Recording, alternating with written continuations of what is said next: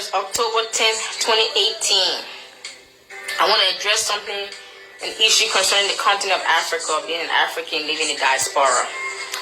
And like I've said, let me turn this down a little bit. Excuse me. You know, Africa doesn't have a political problem, an economical problem, a social problem, not even a religious or spiritual problem. None of that. No. Africa have a heart problem, a heart lacking love for herself and for humanity. And what do I mean? Number one, you take a greedy, heartless, selfish, self-centered, demonized, or demonically possessed, evil, greedy, mostly uneducated man, you give him power over the wealth of the continent of Africa or whatever particular country he's ruling, over that country. But this is a normal practice all over Africa. And you put him in power, and he wants to stay there till he wants to even stay there till he die. And then once he die, his son or his grandson, whoever the next person take over. Well, while he's in power, he makes sure he steals the wealth of that country and send it to the West. Most of those presidents, if not all of African presidents and leaders have mansions, private jets, businesses, not investing in Africa. No, it's in the West. You go to Sweden, Switzerland, America, Australia, UK, Europe, France, Germany, you just name it. They have properties all over. They even go to Dubai for vacation. But common sense haven't taught them. You know why? Because I've come to realize that the spirit of greed robs you of basic logic and simple common sense. Because you can take the money from the country and go to vacation in Dubai or go to Paris for the weekend on a shopping spree. So you're taking the money and you're pumping it in another man's economy. You don't have the basic sense to say, wait a second. Look how the people have developed the country in Dubai. Look how they have developed the country in Paris, in America. Maybe I should invest and keep this money in my country and develop it. That maybe the people from Dubai and from the West will come to my country to shop or to vacation. The continent of Africa has such beautiful weather. We can be the tourist capital of the world. Beautiful beaches, sunny beaches, clean. But what do our leaders do? They steal the wealth. You know why? There's no love. Because if you put a leader in charge and he has love for himself and love for humanity, guess what?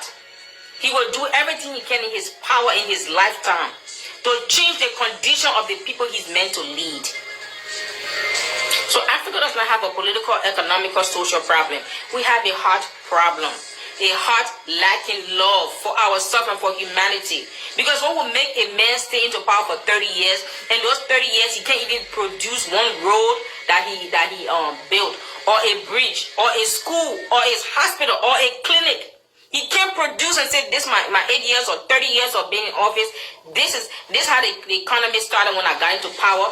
This is the economy 5 years or 10 years or 50 years later. They can't even boast of that.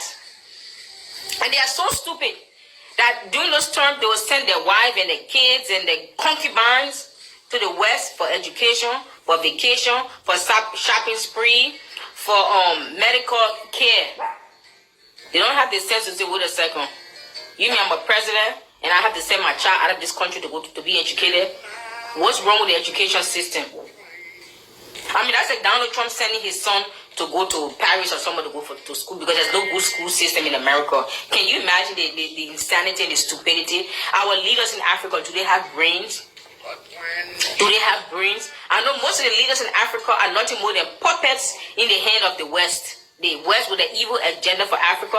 But your evil agenda for Africa will be destroyed and shattered because new breeds are rising up and will take back the continent. And also, is it Shawari? He said, take it back. No, it's take it back Africa 2019. We're taking back Africa. There's a mass exodus. There's a mass awakening. And we'll take back Africa from those principalities that have stripped us of everything, including human dignity and respect. They have stripped us of the natural resources, the wealth, the power, the influence, and even they have stripped us of something as basic as human rights and dignity. They have stripped us of it. Well, it's time for us to strip them of their power. They either change or get out. So I go back to my message. Africa does not have a political or economical problem. She have a heart problem. When the African man begin to love himself, so much so that he willing to die for his country to see it great again, we will see a change. And it's one thing for us to also point finger at those African leaders, say they are corrupt, they are crooked, they are evil. But if you sit and think, they are just merely reflecting back to us how we treat ourselves and how we treat each other. If we are brutally and sincerely honest, look in your own heart, look in your own family, look in your own household. You have mothers will have kids. Maybe some of the kids will be light skin and dark skin. They will take that light skin, half breed, mulatto, whatever, and they'll put that child on the pedestal and take care of them. And the other kids will be like made to their own child. Isn't that wickedness? Is that love? Isn't that a lack of love? That's what you're doing that?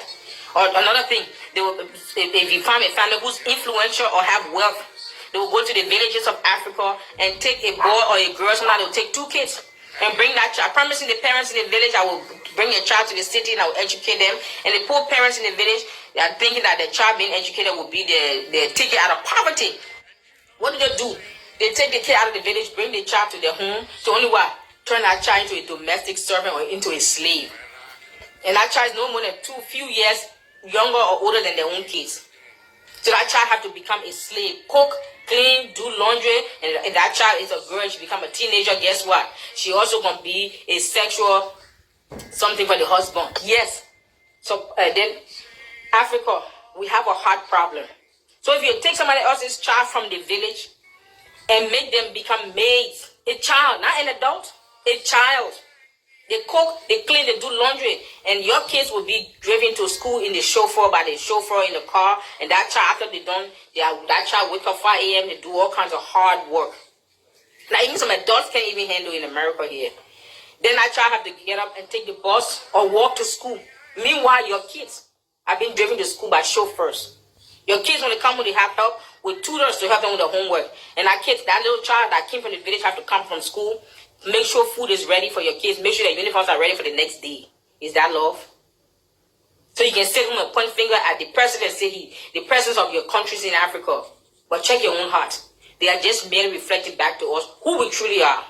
So it has to start with us. If we want to see a change in Africa, we want to see leaders to take position in Africa to treat us with love, we have to start with each other one by one. How you treat the members of your household. How you treat your child or somebody else's child. Think about it. Every child's destiny and future is as important as your own. Because if you ill-treat those children and treat them like slaves, abuse them physically, verbally, sexually, even neglect them, talk down to them anyhow, and then you die and leave. Because you won't live forever, right? We're all going to confront death one day. What kind of world are you leaving behind for your child and that child? Think about that for a moment. Because the problem with Africans, we don't think. That's why I say greediness and selfishness seem to block a part of your brain that allows you to think and be a critical thinker or even basic common sense. Greediness and selfishness and the lack of love does not allow you to think. Because stop for a moment and think. I put my child on the pedestal and treat them like they're the best thing in the world. But there's another person's child that I brought from the village, they are like slaves to my own children. So if I die today and leave, what world am I leaving behind? Is it a peaceful world? Is it a happy world? And that same child you enslave happen to be placed in the position of authority in that very nation. What do you think they will do to your child? How do you think they will treat your child? Do you stop and think? When you don't have love, you don't think. You don't even think for the future. You don't even think about the consequences of your behavior. You just do things because you don't have love. So Africa, I'm making a plea to Africa and Africans. Let's stop pointing finger at the leaders and say they are evil, they are wicked, they are heartless, they lack love. And all of those statements are absolutely true for many of the leaders in Africa. But they are merely reflecting back to us our individual heart towards ourselves and towards each other. Seriously, let's be honest.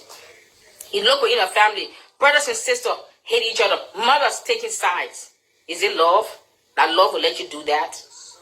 So the hatred that a black man has in his heart towards himself or towards each other, let's begin to gather and discuss it, address it. Some of us may have to repent to each other. We may have to do a forum and apologize to ourselves and towards each other. Isn't that even the same hatred for ourselves that allow us to sell our brothers and sisters to the colonial slave master to bring them to America to be enslaved? Isn't that the same hatred? Where does it stop? Where does it end? Does it ever stop? Does it ever end? Do we want to have a better Africa or a greater Africa, or want to sweep it under the carpet like it doesn't exist? This is the season of awakening. The veil has been pulled back. Let's be honest and sincere. Brutally honest and sincere with ourselves and with each other. Let's begin to search in our own heart and begin to find out. Well, how have you treated your brother or your sister? Even Africans. Even the same people who will report their own brothers or sister or friend to immigration to have them deported. Then you come back on social media and say, oh, the president is this, and the president stole $16 billion. I'm not saying if it's true he stole it, he needs to pay back, and he needs to probably be kicked out of power. If it's true. But is he doing anything better? Is he doing anything worse than you doing in secret because yours is in secret? It may be secret to you or to that person who you reported to immigration to be deported, but it's not secret to God. A man must reap what he sowed. Hello? Don't we do that? You break up, you find somebody in a relationship or marriage, you want them. What do? You seduce their husband, seduce their girlfriend, you sleep with them. Or you know when they give somebody a disease and you know you have it, and you keep quiet.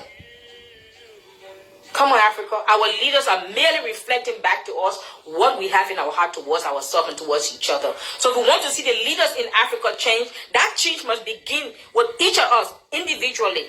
I repeat, if we want to see the leadership in Africa change from greedy and selfish and self-centered and evil, stony, cold-hearted, selfish people, that change must begin with each of us individually. That how we treat each other must be motivated by love, dignity and love, and respect and honor for humanity. When we do that individually, the leaders in Africa will begin to reflect back to us how we treat ourselves and treat each other. God bless you. Thank you. Bye-bye.